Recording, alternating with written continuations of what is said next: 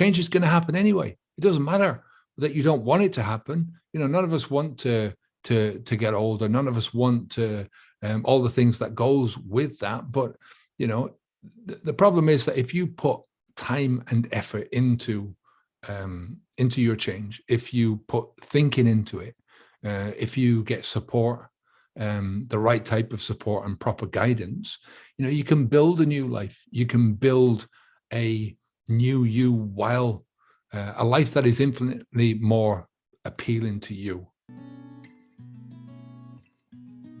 How you doing? Welcome back to another video. Today I want to talk about a really interesting sort of slant on stopping drinking alcohol. And that's whether or not stopping drinking is an end or a beginning. I just want to give you a few thoughts on that.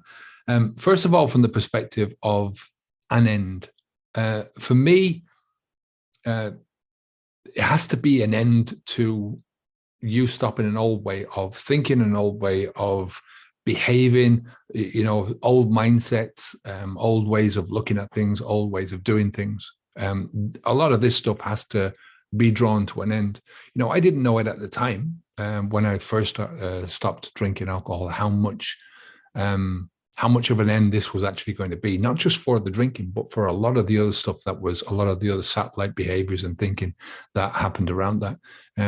Change happens pretty slowly, and none more so than a change of thinking. It takes a long while before you can change your thinking, because there's a lot of resistance to, from a very basic wiring level to changing your thinking, because changing thinking can be dangerous for you. If you're living in the cave, in that time, it's a dangerous way to change your thinking on too much of an extreme level. So your brain is very reticent to allow those changes to happen. But there are certain things that you have to end. There are certain behaviors that you have to end in order to move forward and to become that best possible version of yourself. Alcohol being one of those things. In order to get away from that alcohol level of thinking, you've got to finish with the alcohol, right? The instant gratification is another form of thinking that you have to get rid of. Now, I'm not talking about instant gratification itself. There's a lot of times when you want that buzz, that instant buzz, but it's that overall thinking, and thinking that as a tool that you can use instant gratification to disappear from life, or to solve problems, or to whatever it is that you're doing. It's only a short-term solution, right? So it's your ways of thinking, your ways of behaving that you've got to really look at.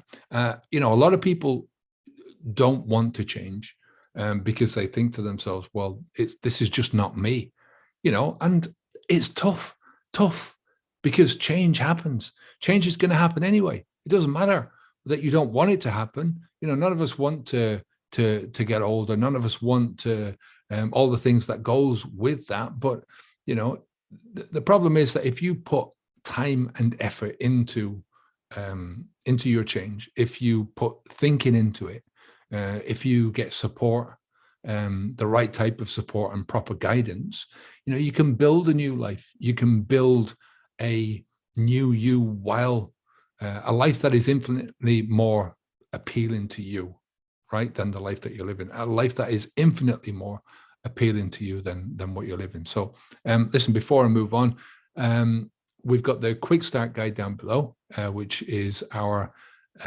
free course. It's less than an hour long. It won't take you long to do it. It will help you to really to see where you are right now, to get clarity on that, to give you confidence in your abilities to move forwards and step forwards into that next part of the journey, and to understand the differences and what's going to happen to you between the time that you stop drinking alcohol and between the time that you really start to think, well, yeah, I can live my life without alcohol ever again, and to give you that courage to even start on that journey. That's part and parcel, and one of the main things that I can do for you is to really help you and encourage you that you can do this. If I can do it, you can do this. So there's other ways that you can support us. There's the join button below. You can support us on Patreon by clicking on the link in the description. But the best way that you can support us is by joining our platform, where we can really help you with a very systematic approach. We've got daily step-by-step videos. We've got our private community. If you want one-on-one coaching with me, we've got lots of that, and lots more. We've got lots of videos. We've got a huge library of old videos that are there. So that's our preferred way of supporting us, because we can support you at the same time that you're supporting us. And it's not that expensive. So have a look at that. The link is also below.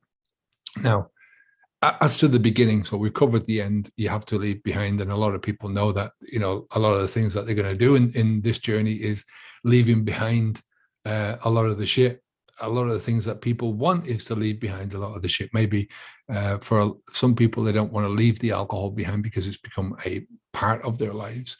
But I think even the ones that see the most benefits in alcohol will understand that the benefits weren't what they used to be.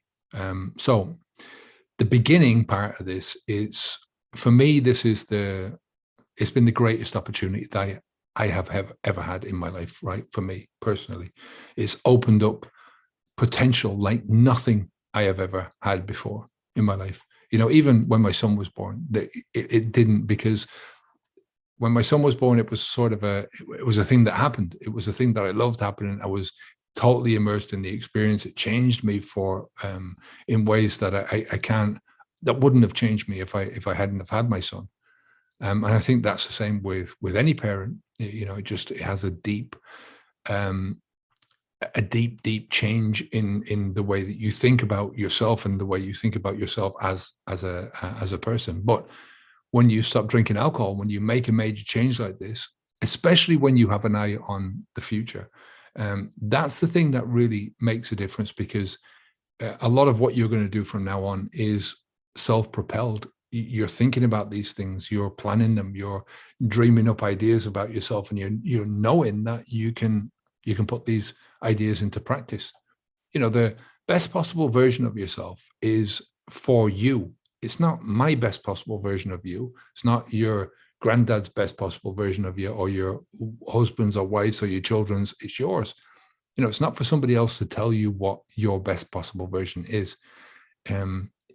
It's that feeling of just feeling good about your life, feeling contented about your life, right? To live a life that is attractive to you, pleasing to you, right? A life that is fascinating and captivating to you, a life that you want to get up for every morning and that you can't wait to start the day out on, to do the things that you've always wanted to do and to live the life that you've always wanted to live. That's the possibilities that are there because of the beginning. When you stop drinking alcohol, that one act alone is the beginning of that part, that beginning of that new life that is possible. Like I said, it's only possible. The potential is there as potential, right? The beginning of the upgraded version of you, if you wish, and if you're going to put the work in. So at the beginning, I said, is it an end or is it a beginning? And to end this off, I'll just say it's a bit of both, right? In the beginning, there was the light. That's what they always say. Well, before the beginning, and especially in this case, and in most cases of change that we make in our lives, there was, and there must be, an end to something. There's an end to the way that you think. When you stand up and you take your first steps as a child, these are some of the most important and life-changing. It's the most important, I think, at that stage in your life. The most important and the most life-changing thing that you can do is to take those first steps, because it signifies your independence. But it signifies not an end. It signifies an end to your crawling, really, but you don't really end that crawling. You continue to crawl for a while and then you stand up. But that first step that you take signifies in your mind that you can do it. And it's like a breaking point, or it's like an aha moment in your little young mind that signifies that, yeah, I can do this. I can do what the other ones are doing. And then it takes practice, and there's a transition period between you actually making that first step. And those things happen throughout your life. There's an end. Before the beginning, there must be an end, right? It's part of the same journey. You have to stop doing one thing in order to start doing something else. And it's a natural and essential part of any change. This is called the transition rule, right? In order to go from where you are to where you want to be, you have to go through a place, and you have to feel things. You have to do things that you don't necessarily want to do, right? You don't want to be in that place of transition because it's a scary place. It's sort of a hinterland, a no man's land. You know, you're neither one thing nor you're the other. You're neither on one place or the other. You know, you're in between sort of states of mind. There's no real who am I in this place, you know? It's one of the biggest areas where you will find just questioning yourself. What am I doing? How am I doing this? Am I even thinking this? How do I think in this situation? That's the definition of being in that transition. That's why we, in Habits V2, we spend 6 months just in that transition period. Now, most people for early transition, they don't need that long. They need 30 days, 60 days, and then they're sort of on their feet, so to speak. But there's still so many different areas of your life where you are transitioning. And even past 6 months, you're still transitioning. But by the time you get to 6 months, there's a lot of work done, a lot of mental frameworks that have been changed, a lot of ways of thinking that have been adapted by you. So that gives you a great foundation then for moving forwards. Do you get what I mean? So from that perspective, we sort of wanted to keep it at 6 months and then move on to transformation, because the transformation for me is the most important. It's the most amazing. It's the one that really, if you can get your heels into it, you start to really run. You know, think about it from the perspective of crawl, walk, running. The first couple of weeks, the first month, you're crawling. You're wondering where you are, and you're not getting very far in this journey. Second month or two, you're starting to walk. For me, that's the first 6 months. You're walking, and you're starting to walk faster and faster and more sure of yourself. And it's only when you get into transformation that you really start to pick up speed. You get confidence in yourself. You start to believe in who you are as a person. You start to believe in your new self and that new life that you are, that you have built, and the new person that you're becoming. And that gives you such confidence. That is an encouragement coming from the inside, then, not from the outside. And it's something that you deliver to yourself, and you can deliver to yourself day after day after day. That's the best place to be. So in the earlier days, you know, like I said, you're neither in one place or another. It's an in-between, or sort of a way of thinking about things, a way of being.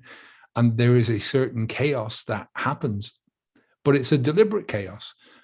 It's not deliberate in that you can control the chaos, but it's a chaos that you deliberately stepped into, right? You stepped out of a stable situation, right? Even though it was all fucked up, and, you know, the drinking has been causing you lots of pain, has been causing loads of problems. It's still stable from a certain perspective. It's still stable as you know what to expect. You know, when you drink, this is what's going to happen. That's going to happen. That's going to happen, right? Even if that's going to happen the next day is going to be completely crap, right? You know it's going to happen. You know what to expect. When you stop, you get the disorder. You get the confusion. You get a mental commotion that is happening in your head. So that's why it's so important to have this idea of where you're going. What I would say to you is that what you focus on is the most important thing, right? What you focus on in the future is the most important thing. Your focus, even in times of chaos, even when everything else around you is going nutty, and you're feeling that you don't know where you are, your focus on just stopping drinking alcohol in the beginning. You focus on, you know, moving yourself into the future. It creates and it brings a certain organization into your mind, even if it's only a small bit, right?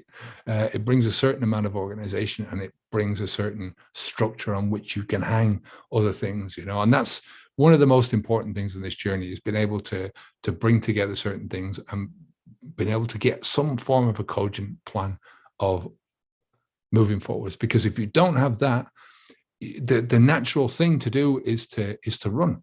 You know, you either fight and you move forwards with that fight and that focus in your mind, or you run, you hide, right? So along with attitude, you know, there's another thing that you can have is, you know, if you can develop the right attitude, that attitude is going to see you right and good throughout your life. You know, no matter what happens in your life, you've got an inbuilt way of dealing with it. You know, that's the benefit. And an attitude is something that you can build for yourself, but you only build it through that responsibility and that commitment to the things that you need to do, and focusing on the area that you want to get to. So listen, I'm going to leave it there for today. As I said, if you want some help for us, you've got the links down below to everything. You've got that Habits V2 up here, that one. I never get it right. Here, right, sorry. But as a final message, right, I'll just say to you that stopping drinking alcohol it's an end and it is a beginning, right? It's an end to a lot of the trauma, a lot of the pain. It's an end to a lot of the delusion and the hiding that we go through as, I don't want to call it addicts, but as those people who are sort of have gone down that certain path. And it doesn't matter whether it's alcohol. We can leave alcohol out of the equation here and plug in any other drug or any other behavior. You know, you'll get the same thing if you're addicted to food. You'll get the same sort of thing if you're addicted to porn, for instance, or you're addicted to sex, or if you're addicted to gambling. You know, if you're addicted to golf enough, you'll get the same thing as this, right? So it's an end also to a lot of the delusion in your life and a lot of the hiding, because you've got no place to hide anymore unless you switch out one drug for another one, and then you're right back where you started anyway. You might not think you are. And it's an end also to a lot of the perceived benefits, right? And I say that with the caveat that any benefits that you think about with alcohol, and we all think that there's benefits, otherwise we wouldn't have been doing them, but they are perceived benefits. They're part of the delusion. They're romanticized benefits, and they're mostly influenced by through our own fears. So stopping drinking alcohol is also the new.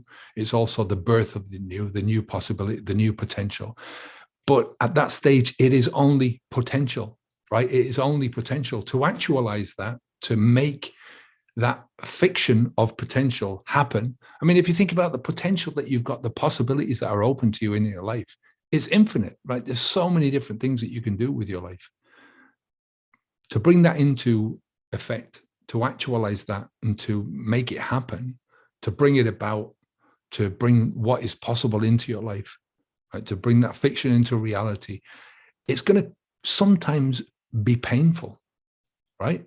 But isn't it better to have the pain of striving for your own cause towards the thing that you want to happen, towards your own ends, right? Towards that idea of yourself and what you want to live your life, not what anyone else fucking wants you to live your life like, right?